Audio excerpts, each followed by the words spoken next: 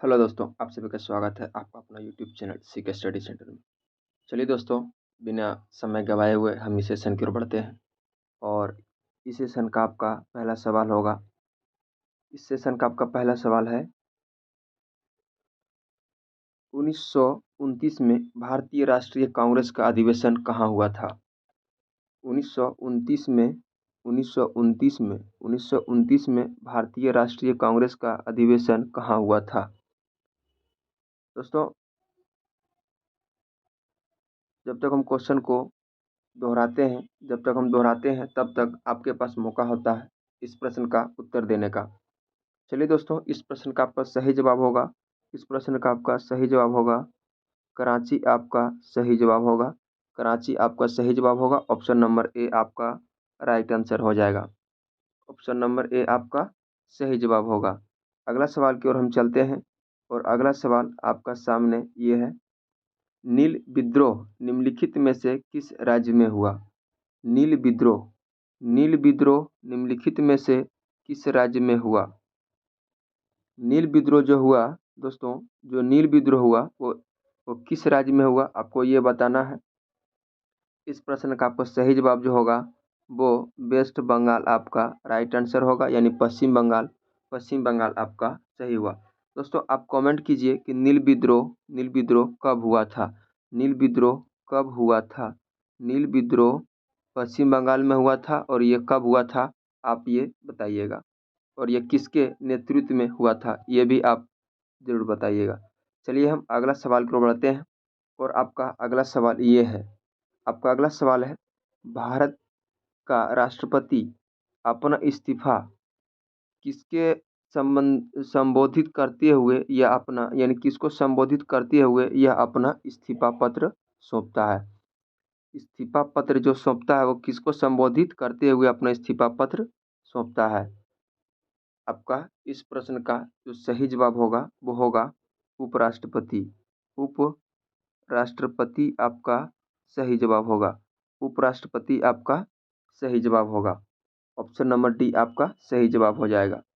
अगला सवाल आपके सामने ये है, भारतीय सशस्त्र बलों का सर्वोच्च कमांडर कौन होता है? भारतीय सशस्त्र बलों का सर्वोच्च कमांडर कौन होता है? इस प्रश्न में आपको ये पूछा जा रहा है। आपका सही जवाब आपको देना है कमेंट बॉक्स में। भारतीय सशस्त्र बलों का सर्वोच्च कमांडर कौन होता है?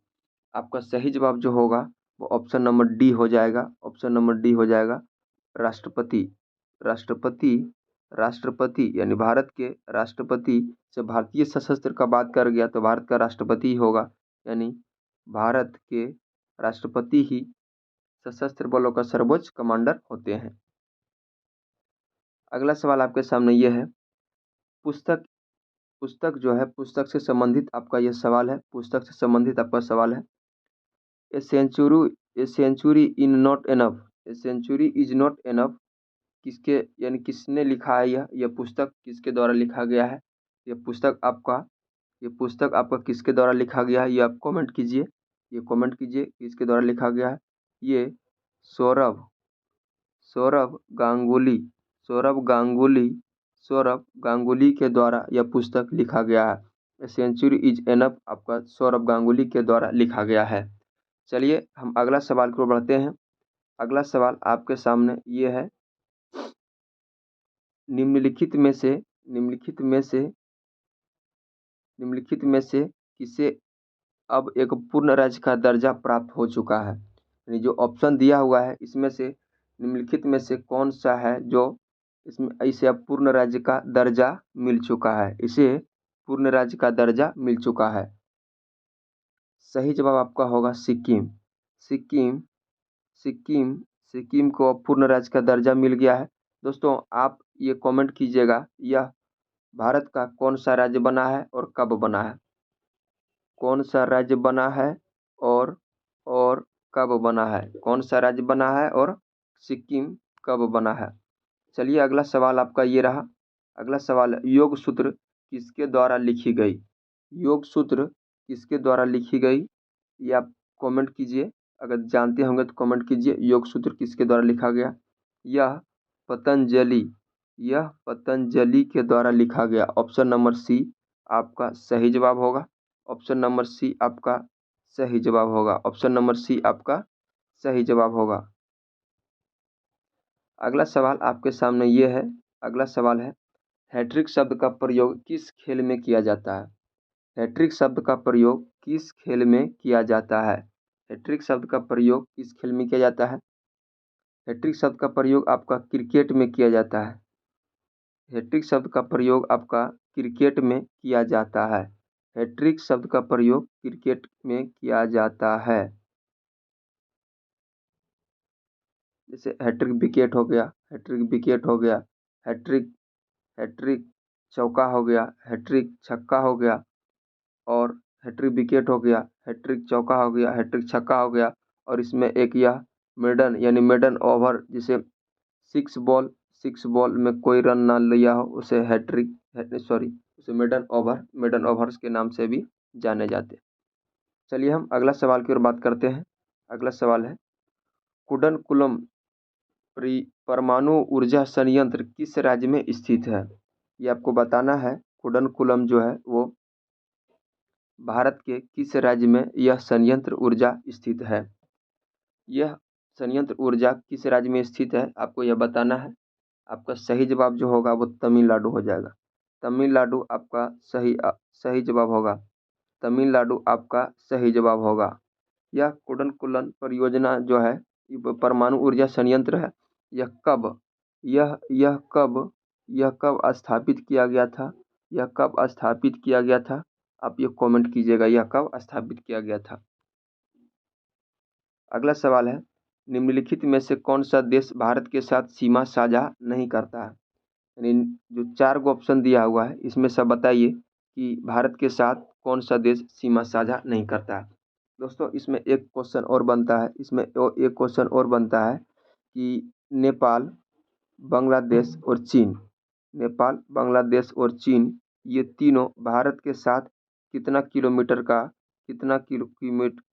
का सीमा साझा करता है? ये आप कमेंट में बताइएगा, ये आपके लिए छोड़ दिए हैं। और भारत के साथ सबसे सबसे सबसे अधिक सीमा कौन सा देश बनाते हैं आपको ये भी बताना है। इस प्रश्न का आपका सही जवाब हो जाएगा option number D. Option number D आपका सही जवाब होगा। जापान भारत के साथ सीमा साझा नहीं करता है। आपका सही जवाब जो होगा वो ऑप्शन नंबर डी आपका जापान। ऑप्शन नंबर डी आपका जापान आपका सही जवाब हो जाएगा। चलिए दोस्तों अगला सवाल आपके सामने ये है, मिसिसिपी नदी किस देश में बहती है? मिसिसिपी नदी किस देश में बहती है? मिसिसिपी नदी यह संयुक्त राज्य अमेरिका में बहता है। संयुक्त राज्य अमेरिका में बहता है। ये आपका सही जवाब होगा। सही जवाब संयुक्त राज्य अमेरिका हो जाएगा। अगला सवाल है, बोरेकस का जलीय विलयन की प्रकृति क्या होता है? बोरेकस का जलीय विलयन की प्रकृति क्या होता है? क्या होता है आप कमेंट कीजिए। ये क्या होता है ये कमेंट कीजिए। यह क्षारीय होता है। यह क्षारीय होता है। अगला सवाल आपके सामने ये रहा, बल और समय का जब तक बल कार्य करता है गुणनफल क्या कहलाता है? आपका सही जवाब जो होगा वो ऑप्शन नंबर ए हो जाएगा। ऑप्शन नंबर ए संवेग। ऑप्शन नंबर ए संवेग आवेग होगा। सॉरी आवेग होगा। आपका सही जवाब आवेग होगा। आवेग बराबर होता है बल गुना समय। बल गुना समय बराबर आवेग, इसको कह सक आवेग बल गुना समय बराबर आवेग। ऑप्शन नंबर बी आपका राइट आंसर होगा। अगला सवाल है, कोशिका की स्थिति दोस्तों स्थिति या नहीं, स्थिति नहीं होगा, स्फीति होगा। स्फीति होगा। स्फीति होगा। यह स्फीति होगा। यहाँ पे स्फीति स्फीति होगा। स्फीति होगा। स्फीति होगा। स्फीति बनाए रखने के किस तत्व के साथ आवश्यकता होती है? आपका सही जवाब जो होगा ऑप्शन नंबर बी आपका पोटेशियम आपका सही जवाब होगा। ऑप्शन नंबर बी आपका सही जवाब होगा। अगला सवाल आपके सामने ये है। अगला सवाल है, नेत्रदान के समय नेत्रदान मृत्यु के कितने समय के अंदर किया जाता है?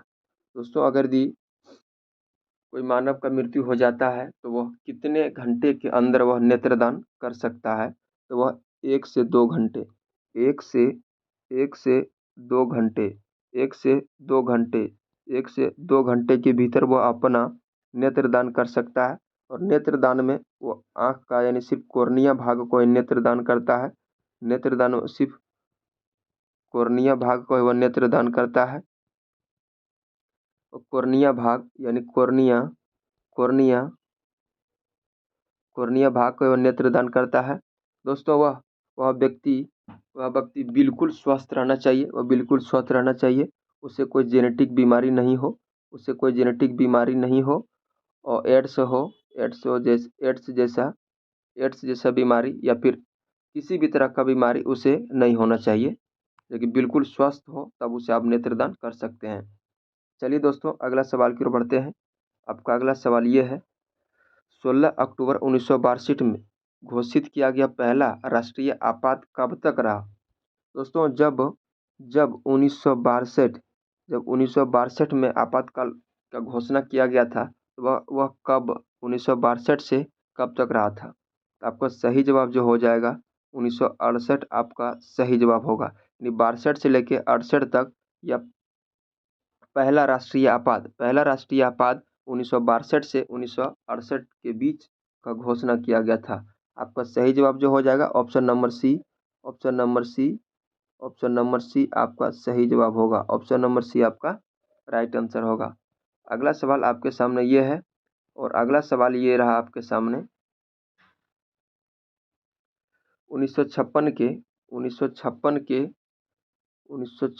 के राज्य पुनर्गठन अधिनियम को द्वारा देश में राज्यों की संख्या 27 से घटकर कितना कर दी गई थी?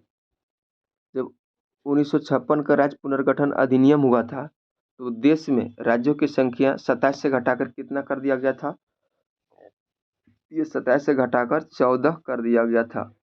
27 से घटाकर यह 14 कर दिया गया था। अगला सवाल आपके सामने यह है,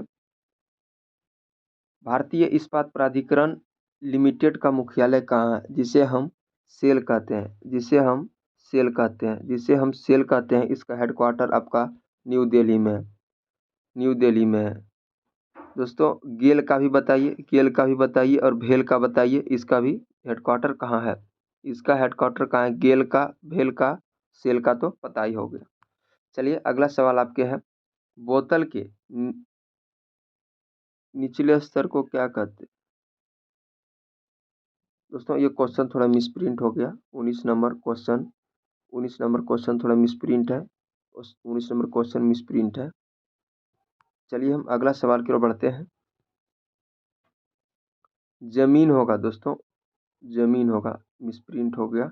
जमीन होगा, यहाँ पे बोतल नहीं होगा, जमीन होगा। जमीन के निचले जल स्तर को क्या कहते हैं? जमीन के निचले जल स्तर को क्या कहते हैं?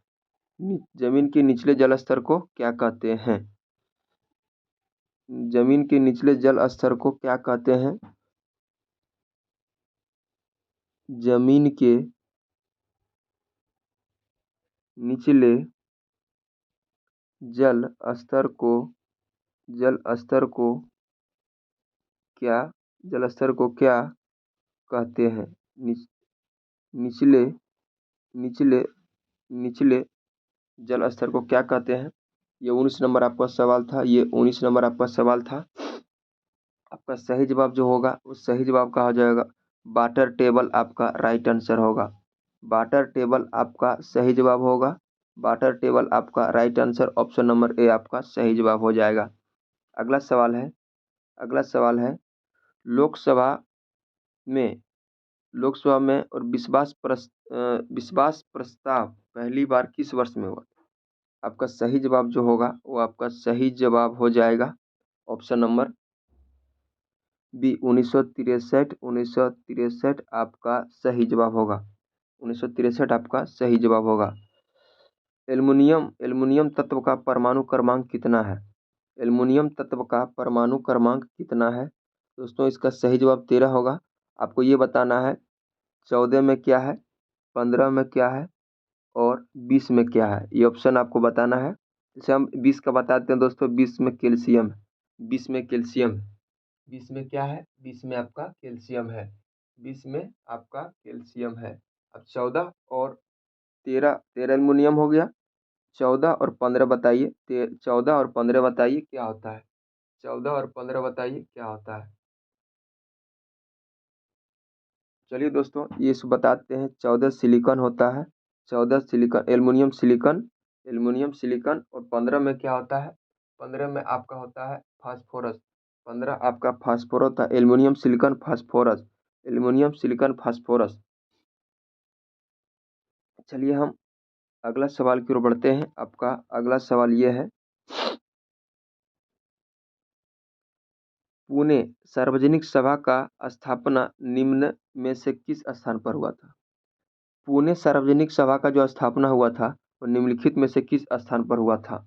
ये आपका सही जवाब होगा, इस प्रश्न का आपका सही जवाब हो जाएगा पुणे में ही हुआ था, पुणे में ही हुआ था, पुणे में ही हुआ था। आपका सही जवाब पुणे हो जाएगा। अगला सवाल है, भारत का संविधान कब से लागू हो गया था। भारत का संविधान कब से लागू हो गया था, भारत का संविधान कब से लागू हो गया था। आपका सही जवाब होगा 26 जनवरी, 26 जनवरी, 26 जनवरी 1950, 26 जनवरी 1950। दोस्तों आप अगला सवाल आपके सामने है, पागलपंथी, पागलपंथी सत्याग्रह कहाँ हुआ था। पागलपंथी सत्याग्रह कहाँ हुआ था। पागलपंथी जो सत्याग्रह हुआ था वो कहाँ हुआ था। यह बंगाल में हुआ था। ये कहाँ हुआ था, यह बंगाल में हुआ था, यह बंगाल में हुआ था। पागलपंथी सत्याग्रह कहाँ हुआ था, ये बंगाल में हुआ था। ऑप्शन नंबर डी आपका सही जवाब होगा, बंगाल, बंगाल आपका सही जवाब होगा, बंगाल आपका सही जवाब हो जाएगा। चलिए दोस्तों अगला सवाल की ओर बढ़ते हैं।